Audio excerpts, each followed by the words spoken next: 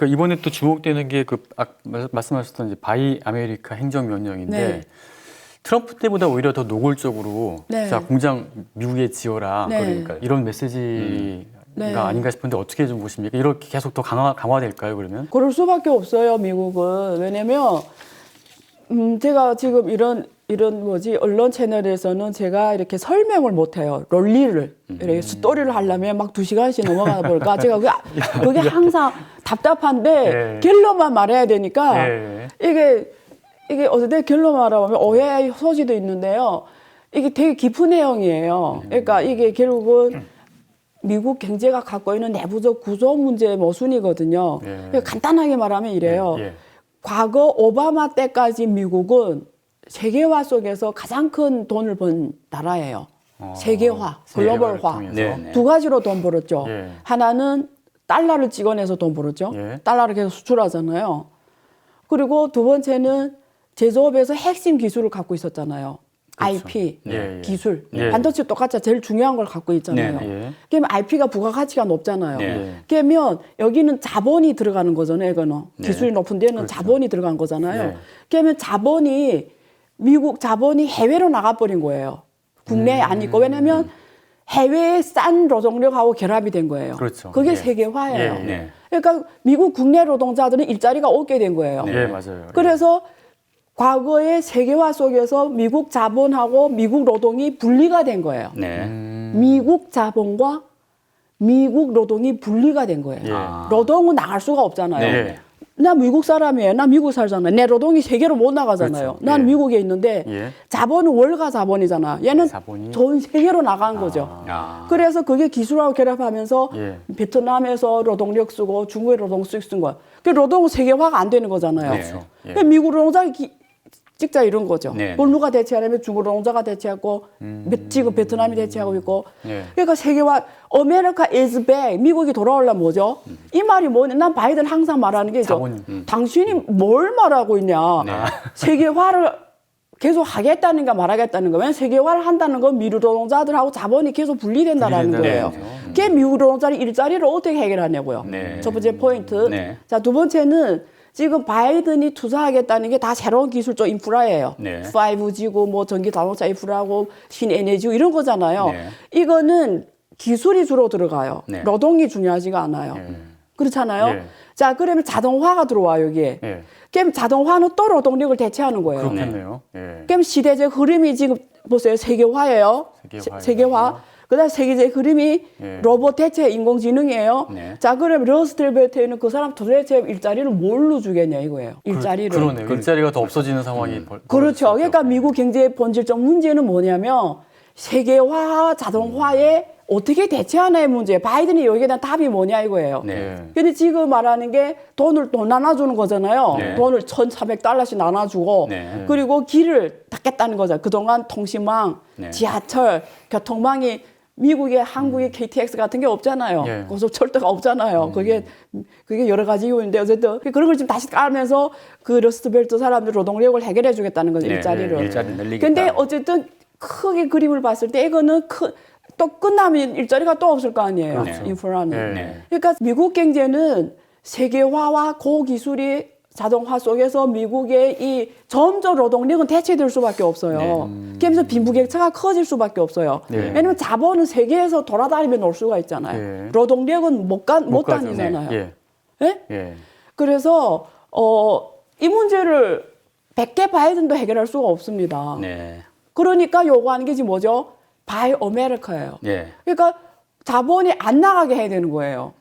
그렇잖아요. 예. 자본이 나가는데 이제 그러니까 바이 아메리카. 그래서 우리 국내 50% 꺼서라. 그 말 뭐죠? 자본이 국내에 있어라 이거예요. 네. 그 자본과 기술이 국내에서 공장을 만들어라 이거예요. 더 심해지겠네요, 그러면. 네. 그러니까- 그러면 국내에서 문제 만든 문제 뭔지 알죠? 노동력이 너무 비싸잖아요. 네. 미국 노동자 월급하고 베트남 월급이 하늘과 땅 사이인데 네. 이게 기업 입장에서는 코스트를 생각할 수밖에 없잖아요.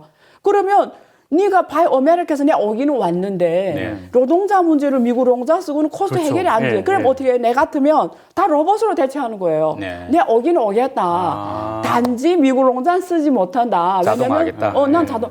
그게 사례가 있어요. 중국의 그 벌이라고 초동황이 예. 대통령부터 갔다 했다가 미국 GM 롱자를 엄청 받았거든요. 몇 예. 천 명을. 예. 지금 다 잘랐잖아요. 로봇으로 전체 대체해버렸어요. 네.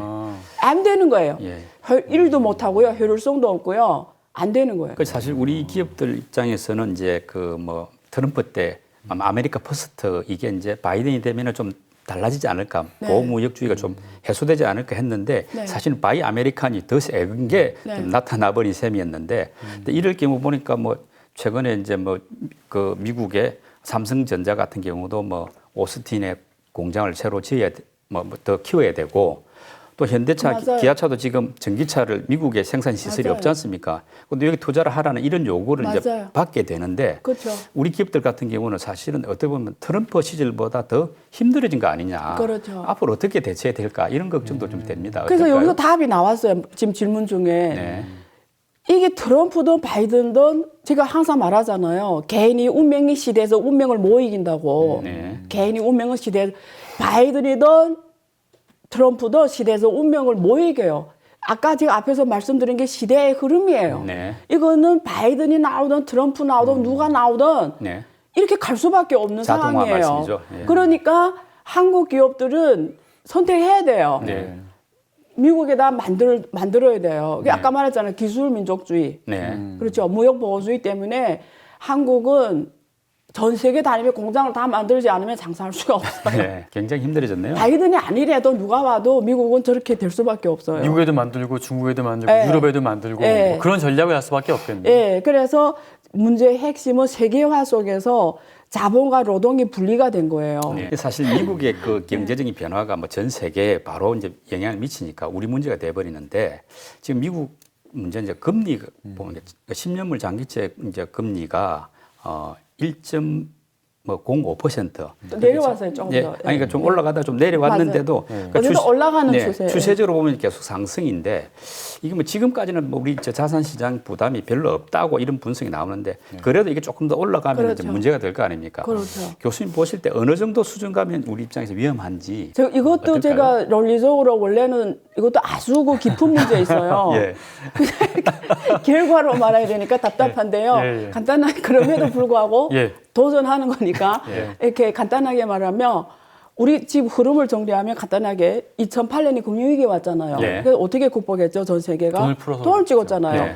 그래서 2014년, 15년 그 지금의 그 재무장관이 된 옐런이 예. 이제는 미국은 그 긴축을 해야 된다 해서 올리기 시작했어요. 금리 올렸죠. 예, 올리기 시작했어요. 네. 그래서 잘 올리다가 갑자기 또 코로나가 터졌어요. 예, 예. 그러니까 다시 또 돌아가 또 돈 찍어버린 거예요. 네. 예. 그게 보세요. 그래서 이렇게 돈 팍 찍어서 다 자세상이 버블이 생겼죠. 네. 근데 그래서 그걸 지금 걷어들이더니 코로나가 또 때리면 또 더 예. 크게 만들었어요, 이번에. 네. 그러니까 풍선을 요만큼 만들었는데 지금 이렇게 만들었어요. 그럼 두 번이 풍선이 겹친 거예요, 지금. 네. 예, 그러니까. 그럼 이게 무너질 때 어떤 저 히말라야산이 설산이 붕괴되는 느낌 알죠? 네, 충격이 더 크겠죠. 그렇죠. 예. 그게 우리가 항상 있다고 생각하시면 돼요. 네. 예. 그래서 손정희가 800억 달러를 현금화시키고 있잖아요. 아, 네. 그래요? 왜냐하면 그날이 올 때 그 800억으로 또 저점에서 싸게. 다 사들겠다는 아, 거죠. 싸게 사겠다. 손정희가 그날이 오기를 지금 현금 들고 기다리고 있는 거. 왜냐하면 두 거품이 이렇게 지금 잔세 올라가는 걸 보세요. 한국이 지금 누구나 여기 지금 다 주식 투자 안 하세요? 지금 한국 사람들이 지금 다 주식 투자 들어갔어요. 다 주식하고 뭐 부동산 사고 뭐 이거는 문제를 설명하거든요. 누구나 다 주식 투자할 때는 이미 문제가 발생했다라는 거거든요. 그러니까 두 거품이 지금 겹쳤어요. 예. 이 큰 거품이 지금 그래서 실물 경제 보세요. 저기 강남 가 보세요. 여기 여의도도 보세요. 이게 다 뵀잖아요. 이게. 이게 뭔지 알겠죠? 네. 그러니까 이게 확 무너질 때는 어떤 일이 일어날 것 같아요? 그러니까 제가 이제 질문 드렸던 거는 그러니까 그게 맞아요. 그래서 금리 말하다 보면 수준이- 흥분해가지고 그래서 지금 그 흐름이 가고 있는데 예. 그게 지금 1.몇 프로 갔잖아요. 3% 가면은 끝나는 게임이. 3%? 예. 3%까지는 뭐 상당히 많이 남았고 그래도 1.몇 프로만 가도 위험하다 이런 뭐 이야기도 있는데 2%부터 2% 정도면 이렇게 조절에 들어가기 시작해요. 2%는 예. 예. 근데 지금 핵심이 뭐냐면 그게 어떤 개인이 움직일 수 있냐 이거죠. 시장이 정하겠죠. 네네. 흐름을. 왜냐면 이게 사람들이 신용이 한 번에 무너질 때는 그게 지금 2에서 3억 가는 건 문제도 아니거든요. 네. 그러니까 그 다음부터는 수치가 의미가 없어지는 거예요. 네. 그러니까 지금 시장이 신용이 무너지냐 안 무너지냐의 문제예요. 사람들이 신용이, 네. 사람들이 이 여기에 대한 믿음이 연준에 대한 믿음이 하루 아침에 무너지거든요. 네. 금융위기도 그렇잖아요. 금융위기가 그 리만 브라더스가 파산하기 전에 연준 뭐 의장 뭐 거기 뭐 재정부 장관 누가 나와서 아무 문제도 없다고 했어요. 우리 네. 경제는 굉장히 좋다. 아무 그렇죠. 문제도 없다. 예, 뭐 전 세계 다 아무 문제도 없다고 했어요. 근데 하루아침에 무너졌거든요. 네. 그러니까 우리가 그 펀더멘탈을 봐야 되거든요. 네. 받쳐줄 수 있는 게 뭐냐. 무슨 말이냐면 거품이 올라가잖아요. 이래 올라가면 누군가가 그걸 받쳐줘야 돼요. 네. 그래 안 무너져요. 네. 근데 그게 받쳐 못 줄 때는 무너지게 돼 있잖아요. 그러면 지금 받쳐주는 힘이 뭐죠? 계속 돈 돈이죠, 푸는 거예요. 돈. 예. 그게 언제까지 풀 수 있을 것 같아요? 근데 연준은 기준금리를 2020 적어도 2022년까지는 계속 갖고, 제로 금리를 제로 금리 유지하겠다고 하겠다는 하니까 거잖아요. 장기 금리는 계속 상승을 하지만 그래도 이게 그래서 단기 금리가 옐런이 그 사람 재무장 아니 그 연준 의장 했잖아요. 이게 네. 안단 말이에요, 이 사람이. 네. 그래서 지금 올라와서 또 한 말이 뭐예요? 이제는 재정 정책 하겠다는 거잖아요. 네.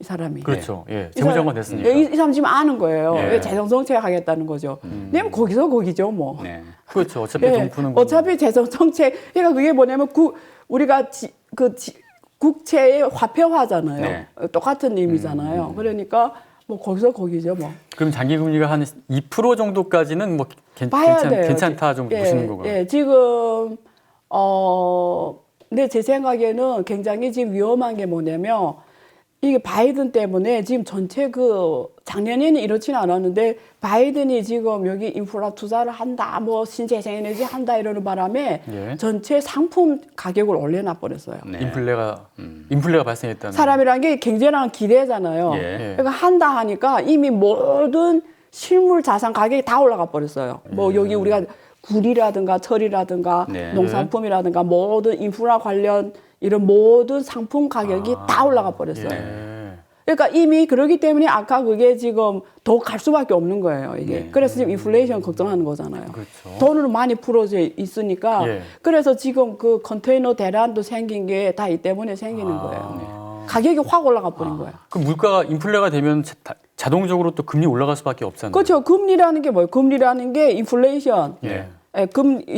기본 금리 플러스 인플레이션이잖아요. 네, 네, 인플레이션이잖아요. 네. 그게 우리 금리의 구성원이 있잖아요. 네. 기준금리하고 플러스 인플레이션이거든요. 그렇죠. 예. 근데 지금 우리나라 같은 경우도 지금 10년물 그 장기 국고채 금리가 1.78% 정도가 돼가지고 조금 오름세이고 이런 상황에서 이제 코로나 그 자영업자 손실보상제 이야기가 나오는데 지금 여당 의원들 이제 발의한 법안에 보면은 한국은행이 이제 그 정부의 국채를 직접 매입한다 뭐 이런 내용이 들어 있어 가지고 요게 자칫하면은 또 물가를 좀 올릴 수 있는 우려는 없을까 이런 논란들도 좀 있는데 우려가 아니죠. 확실하죠. 어떻게 보십니까? 확실하죠. 네.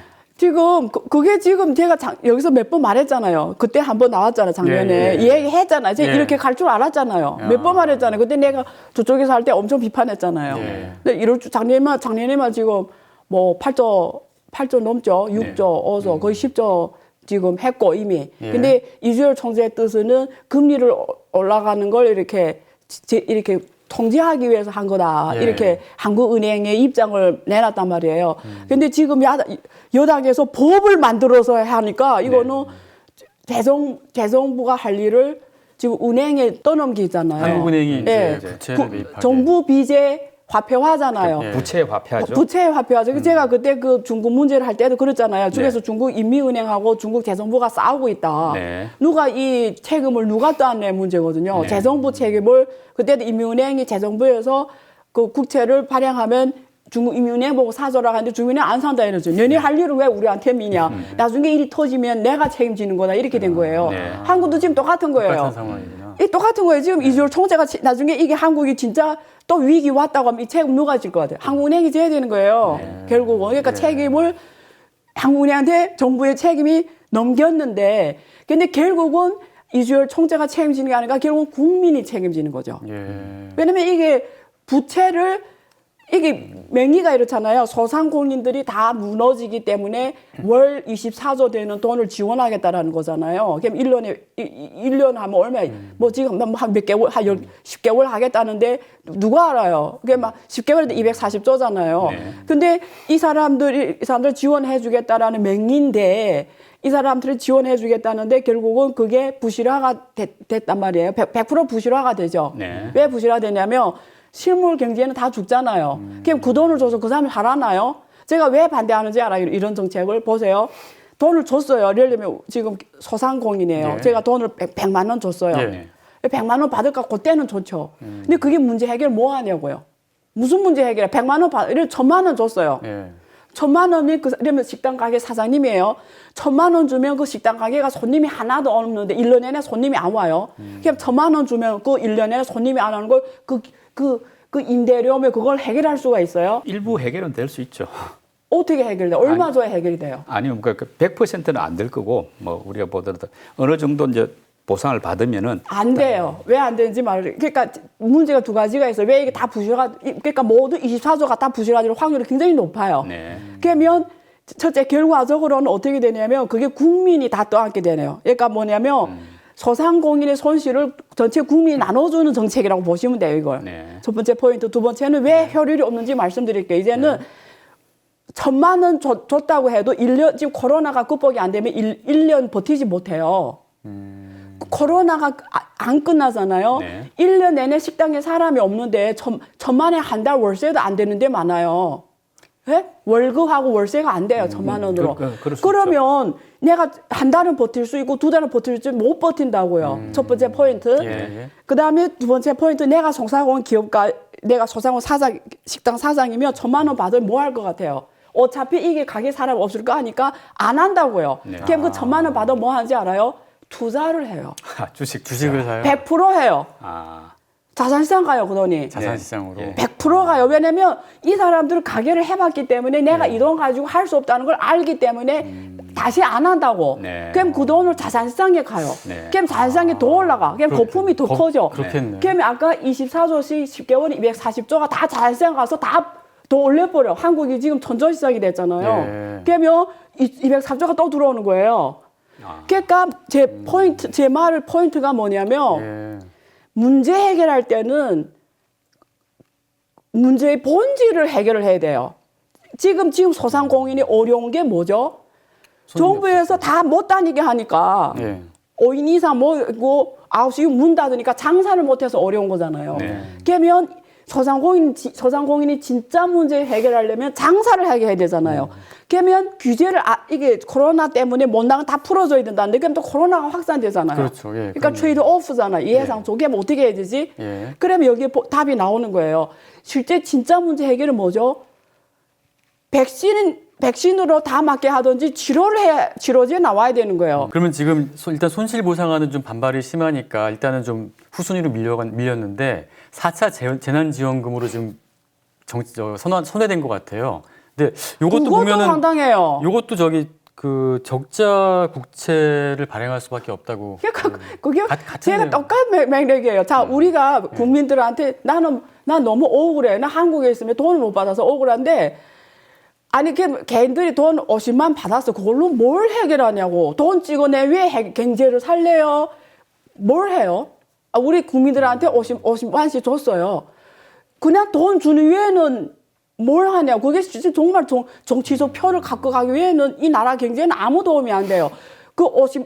한 개인당 50만이서 이 사람들이 근본적 문제 해결해요. 50만 가지고 한 달을 산다 칩시다. 그 다음 달은 뭐 할 거예요? 그 다음 달은 계속 50만 줄 거예요. 예. 첫째. 50만이 그냥 돈만 막 불어나는 거예요. 그 50만으로 개인이 문제를 해결을 못 하는 거예요, 결국은. 왜 문제 해결 못 하는데 돈만 뿌리냐 이거지. 그러면 어떻게 되는지 알아요? 소로스 같은 사람 다시 한국에 온다고요. 소로스 같은 사람들이. 또 한국 환율을 예, 예. 공매도로 채버린다고요. 네. 이게 한국 원화가 기초통화 아니잖아요. 네. 돈이 얼마 찍은 걸 딱 보고 계산해가지고 어제 저때 무너질 거 알고 공매도로 치잖아요. 네. 그럼 기관들 동시에 쳐버려요. 그럼 하루 순간이 망해요. 네. 환율이 하루 순간에 무너져 네, 버려요. 네. 사실 지금도 걱정하는 게 지금 우리가 워낙 시중에 돈이 많이 풀리고 이제 뭐 유동성이 많아지니까 이런 상황에서 미국이 금리를 올리거나 아까 말한 대로 이제 뭐 투기 자본이 들어와서 금리가 변화가 빠져나가죠. 생기면 양털 깎기가 될 수 있지 않느냐. 네. 이걸 좀 걱정하는데. 그래서 제가 항상 말하잖아요. 한국 국민들은 두 개에서 양털 깎기를 당한다. 네. 어떻게요? 정부가 양털을 깎고 있고요. 한국 정부가 양털을 깎고 있어요. 정부가 양털을 깎고 있어요? 아, 돈을 풀잖아요, 지금. 돈 가치가 떨어진다. 네.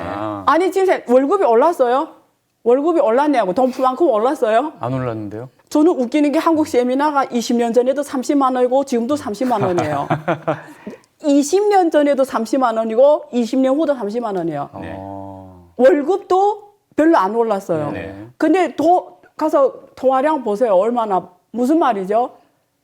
내가 그냥 소득이 줄어든 거예요, 그만큼. 근데 미국에서 또 달러를 풀면서 또 뺏어가고 있어요. 네. 지금 탁 긴축해버리면 쫙 돈이 나가게 돼 있잖아요. 네. 두 번 한국도 또 긴축할 수밖에 없잖아요. 푼 돈을 걷어들여야 될 거 아니에요. 그렇죠. 그럼 이미 언젠가는 양털이 깎이고 있다는 말씀인가요? 지금 그러면? 이미 깎이고 있었죠. 이미 많이 깎였죠. 지금 돈값이 돈이에요. 네. 마트가 20만 원 사보세요. 과거 20만 원 살 때하고 지금 살 때 그 차이를 느껴보세요. 저는 지금 제일 공포스러운 게 현금이 가치가 예. 종이장이라는 거예요.